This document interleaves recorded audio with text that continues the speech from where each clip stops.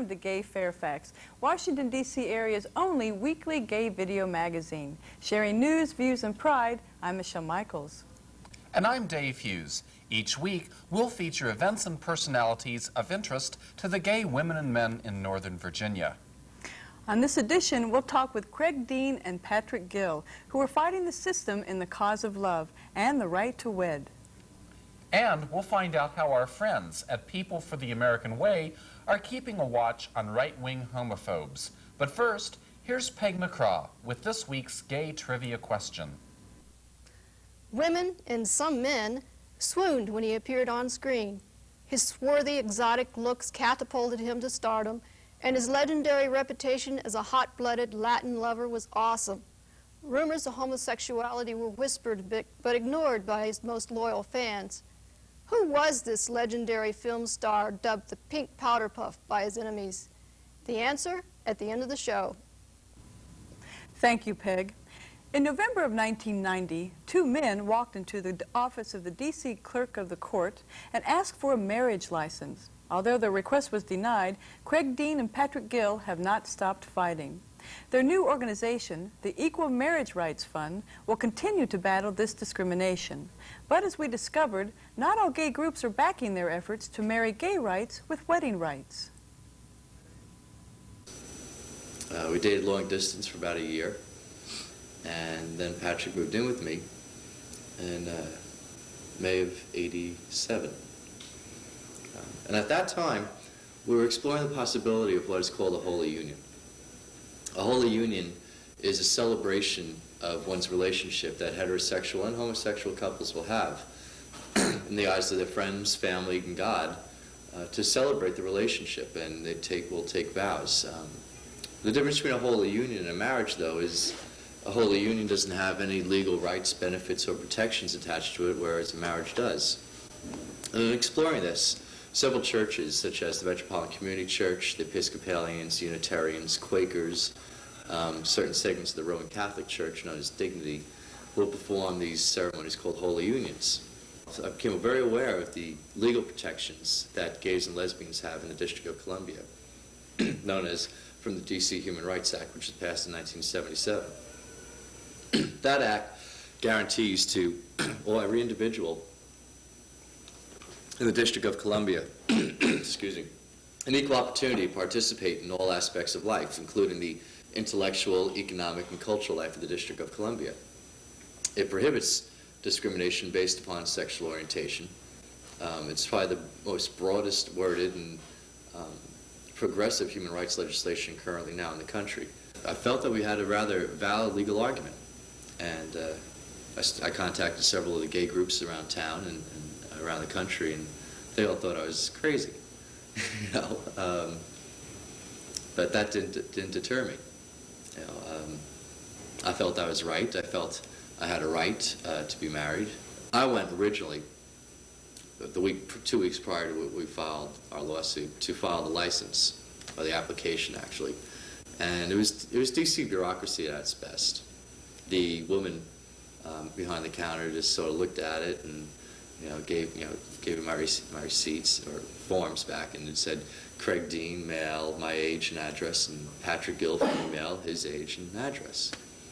And I looked at it and I said, well, Patrick's a man. And she looked at me and said, oh, well, pay your $12 and go over there. So I said, okay, and so I paid my $12 and went over there, and I went to the next woman and I said, well, Patrick's a man. She said, okay, well, give me your $12. And it turned out that I said to the woman, I said, it's a 5-day waiting period once you do file this application, where they check to see that you've never been married before, that you aren't closely related. And so I said, I'm sure this is going to be passed up to your next supervisor and clerk to look at it. And I said, maybe it's best if we just talk to him now, because I don't think this has ever been done in the District of Columbia. And the woman said, you think so? And I said, yes. And, so the supervisor comes over, and he looks at our applications, and looks at me, and looks at our applications, looks at me. He didn't say pay $12 and go over there. Instead, he said, Mr. Dean, can I see you in my office? And I sat down and explained to him all the legal arguments that I had just explained to you.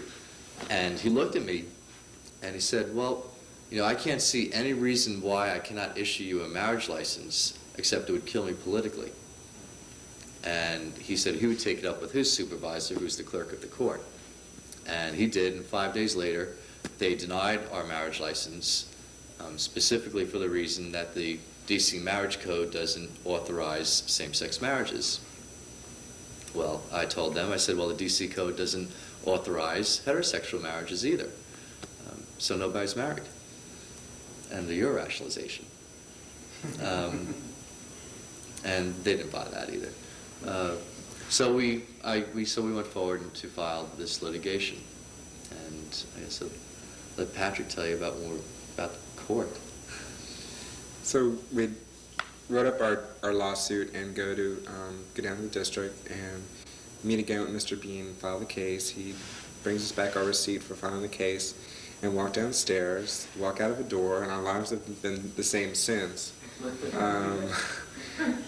There's just a huge crowd of people in front of the court building, and they weren't there when we went in. And I didn't think it was like a lunch rush or anything. So we walked out into it, and someone finally said, we're walking out holding hands, okay? And someone said, are you the two that have filed for a marriage license, the gay couple? And we're like, duh. We're standing here holding hands. And they were like, oh. So they manipulated us into going back in and coming out twice so they could get their pictures and everything else. So that was the last time that we let any sort of media manipulate us. We'd sort of, after that day, kind of got more savvy in how to present and handle ourselves. So we walk out, and Craig very nervously gave his statement, and we started answering questions. And get home, about a half an hour later, we talked to a Washington Post reporter, and we got home, and there was 35 messages on our machine. And we had contacted the local media to let them know what we were doing, and it got on the UPI Reuters wire. And the next day it was on headline makers in USA Today, and a picture of us sitting on the court, in front of the court, holding hands, and a little brief article. And I guess every talk show producer in the country reads that part of the paper because they were all calling. Sally, Phil, Oprah, Geraldo, everyone was calling. They wanted to speak to us. They wanted us, to see what was going on. And we were just amazed by what happened. Here we are just filing a lawsuit, and 2 days later we were all over the media. And a week after we filed the lawsuit, we were on the Oprah Winfrey Show. We actually went up to do our first show, CBS This Morning, and the night before, Craig's mother had heard that we were going to do Oprah, and was kind of against us doing anything like this. They all felt that we were upsetting their lives, and it became more of an issue of what we were doing to them rather than what we were fighting for. And it sort of still is. They're all starting to come around. But Craig's mother called my house to see if she could get together with my parents and try and stop us. And that's how my father found out. He found out from Craig's mother, who he had never met or spoken to before in his entire life. So she kind of let the cat out of the bag. So that was very difficult. Growing up, I came from a background with a very strong marriage. And I had always planned on marrying someone. And obviously, I wasn't going to be marrying a woman. So it just became, that's sort of the reason that we're doing what we're doing, is that we want to be together for the rest of our lives. And this is the only way of doing it. We could sit back and just have a holy union and, not have done anything. But that would have been a very big mistake, because we have heard a lot of positive things from our own community, from the straight community. And so far it's been a very positive experience. What I think is so remarkable that when you first came out in the news and say, we want to get married, that you didn't automatically get the support of some of the established gay organizations, like Land Legal Defense Fund, National Gay Rights Advocates. Why was that? I think there are a couple of factors at work. You know, one is Patrick and I are not established gay activists. We're on the outside. We're grassroots. And we just didn't have the ins to make the connections. And as well, I don't think the gay community had at that point decided whether or not marriage was a good thing. There was too much political infighting.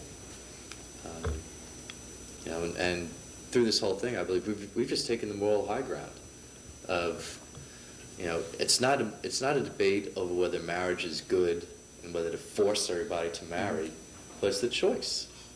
You know, it's the freedom to fashion our families how we choose. And if we choose to fashion our families through not marrying, through pursuing domestic partnership, through marriage, through contracts, that should be our own individual choice. The case started being seen as, you know, a division within our own community. So what's the purpose now of the Equal Marriage Rights Fund? What's your goal with it?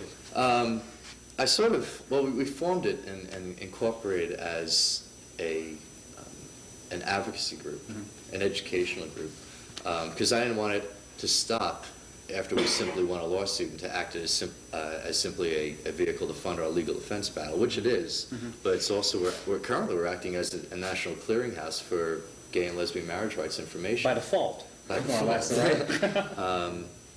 You know, and you know, you were asking earlier about what was going on with these legal groups, and I think that Patrick and I had stepped on some people's turf. You know, and I think there was a good deal of ego involved that what we were doing could potentially do what lots of people have been trying to do, and for the last 20 years we've had to do in one fell swoop. So I think that had to do with its own involvement. But however, we stood our ground, and slowly groups started endorsing us. You know, we started picking up the political support, not financial means, but political support, which is important to show our community that, you know, we're not aberrations. The Human Rights Campaign Fund has written letters of support for us and letters of support for the same-sex marriage to the mayor, National Gay and Lesbian Task Force, the Parents and Friends of Lesbians and Gays, so of course the Metropolitan Community Church, the groups within D.C. itself, the D.C. Gay and Lesbian Bar Association called Gay Law, Gertrude Stein Democratic Club, the Gay and Lesbian Activist Alliance. Now, you still have your work schedule. I mean, luckily, as a lawyer, you can take on some work on the side, but you've been devoting a lot of time to it. How do you connect your schedules? How do you stay married during all of this? Well, we end up in bed in the evening. Well, that's good. Knocked out cold? Or For the most, usually. Yeah, unfortunately. Lately. Is it placing a real strain on your relationship? Yeah. How are you dealing with that? We try to sit down and talk a lot heavier, a lot deeper than we ever have before. Where we had lots of time now, so like quality time, get into it heavy. You know, it's change, it's stress. You know, where my life 6 months ago was one of get up, go to work, go to the gym, come home, eat dinner, go to bed, get up, go to work, go to the gym, come home, eat dinner, go to bed. Now it's get up on the phone for 3 hours around the country, go write, go do some research, go write on the phone with 10 other people in the afternoon, write an article, go address a group, make dinner, do the laundry. So it's unfortunate that he lost his job as a result of the case, but it's probably for the better at this point. Okay. Well, I thank you very much for joining us here in Fairfax and joining us on Gay Fairfax, and our best wishes go with you and with the Equal Marriage Rights Fund. Thank you very much, both of you. Thanks.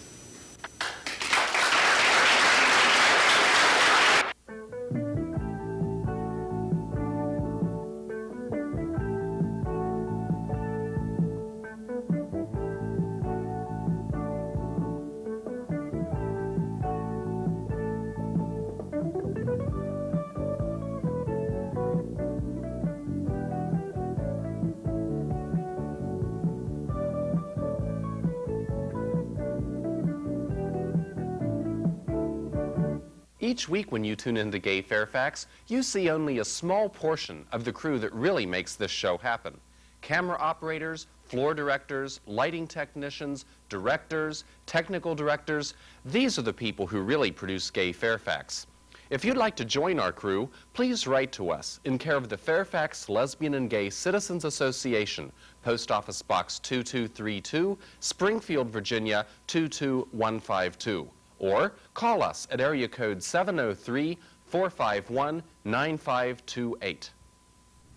Jesse Helms, William Dannemeyer. These are the most widely known enemies of all gay people. But sometimes our true friends are not as well known. That's the case with the national civil rights organization, People for the American Way. I recently spoke with one of the group's lobbyists, Sue Armsby, who made it clear that the American Way is for both straight and gay people. With us today is Sue Armsby, a representative of People for the American Way. Sue, welcome to Gay Fairfax. Thank you. Great. Why don't we start by having you tell us a little bit about People for the American Way, a history of the group, maybe how long it's been in existence, and what some of your major functions are. People for the American Way was founded in 1980 by the television producer Norman Lear. We were originally founded to be a counter-voice to the religious right. Norman was going to make a movie about televangelists and was watching hundreds of hours of them on tape and became very concerned about what they're saying about this being a Christian nation and Christians believed only certain things. So he said, heck with the movie, and started the organization. So we've grown since then to have about almost 300,000 members. Oh, that's impressive. Yeah. And what are some of the major things that People for the American Way is involved with today? We believe the American Way really does represent what traditional American values are, and that's pluralism, diversity, acceptance of people and their differences, and celebrating those. Great. Well, what does the group do to espouse those values, to help put across those values in society today? People for has a number of different activities. I'm a lobbyist, and so we do federal legislative work. We also have field organizing, we do litigation, but what we're probably most known for is our research ability. We, I believe, are a unique resource in the country in that we monitor the religious right. Their television shows, radio programs, we get their direct mail, their newsletters, all their major and minor publications. So you actually tape all of the TV and radio programs, and some poor people on your staff have to sit and watch through all this stuff and figure out when they talk about political issues that are important to us. And so we know exactly what our opposition is up to, what logic they're trying to employ, so that we can use that in devising what our strategy is to expose what is their bigotry and explain in political terms how best to oppose it. Okay, well, once you've gathered all this information, what do you do with it? What other groups might you make this information available to? We don't do anything that's not in coalition, and we have a lot of partners at the legislative level. We share information with them that's gathered in many different ways, and we provide it through our newsletter. We have a new publication that we've been talking about called Right Wing Watch. Okay, and in fact, you brought one with you here today. What is in this Right Wing Watch, and who gets it? This is a subscription publication that we share with our coalition partners, as well as reporters and other media sources, to make sure that they have right in front of them in a very easily understood manner what it is that the religious right is focusing on, and what are the issues that they're trying to have a political impact on. I brought with me today our February issue, where we really focus on the religious rights, homophobia, and how they're using gay bashing as an organizing technique, and even more offensive than that is they're trying to make a profit out of their bigotry and hatred. One of the things that we mentioned in that issue, we saw that over the last several months, 3 major religious right organizations focused almost exclusively on homophobia, and 11 of their last 15 direct mail fundraising letters were on homosexuality. And I Yeah, in fact, you brought one with you. Why don't you share a few segments of that letters, of those letters that you have there with us? Well, remember, I'm just quoting when I read this. That's right. This is not made up, folks. This is what they're actually sending out to people. This is a very recent letter from the Christian Action Network, which is based in Lynchburg, Virginia, home of Jerry Falwell, and one of his chief lieutenants wrote this letter. And it started, "I'm writing you with a broken heart." And he goes on to say, "As president of the Christian Action Network, I'm angry. My blood is boiling. I'm livid. And I hope and pray that you will stand with me to defend our small children, stand by the Word of God, and battle the homosexuals who want to steal the minds and souls of our youth." And he goes on, and this is so offensive. "Please, please help me. Without your help, I literally can do nothing. Without the help of God-fearing Christians like you, I cannot defeat these homosexuals in our outreach program to our school children." So they really are using fear as a tool, aren't they? They use fear. They use most inflammatory language to get people concerned that over nothing. But what else can they talk about? They have a bankrupt political agenda, but they think this is something they can raise money off of and have an impact on. We're finding that's not true. At the federal level, they're not winning as much as they used to.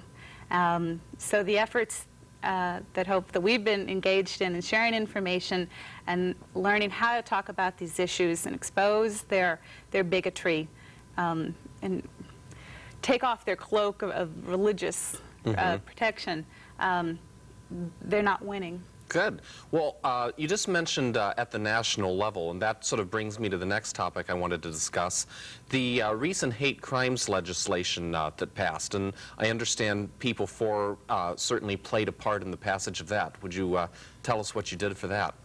I worked on the legislation for several years. One of the most challenging parts of lobbying for the legislation was keeping in the bill sexual orientation along with the other issues of race, religion, and ethnicity, for which law enforcement would have to collect statistics on crimes motivated by prejudice. We could have gotten the legislation a lot earlier if we had dropped sexual orientation from legislation, but the entire coalition was committed to its inclusion because we all know that the bigotry against gays and lesbians is every bit as reprehensible as it is against people because of their race, religion, or ethnicity. And who were some of the other groups that were part of that coalition? The main coalition players include the National Gay and Lesbian Task Force, the Human Rights Campaign Fund, the Anti-Defamation League of B'nai B'rith, the American Jewish Committee, American Jewish Congress, and ACLU. Good, good. What's next on the agenda? We have a fairly broad agenda. We found that the religious right has a very poisonous role in politics, but almost as important is how to get the rest of mainstream America into politics and engaged. And so we're looking at the Civil Rights Act of 1990. We're much in support of community service opportunities, reproductive rights, defending music, and other forms of public expression, including flag burning, from protection. Good. Well, one last thing I want to ask is, how can people get in touch with the organization? How can they join, or how can they get information if they need it? How may they contact you? Well, they can call our office in Washington. We're located at 20th and M. We have a volunteer night every month, Capital Volunteers. We're very happy to have people come in and help us with a number of our issues, or they can help out during the week. I'd encourage everybody to join People For. Okay, and is there a number they can call? 202-467-4999. All right, very good. Well, thank you very much. First of all, thank you and your colleagues for all the work you're doing on our behalf, as well as for the many other beneficiaries of your work. And also thank you for appearing on Gay Fairfax with us today. Thank you, Dave.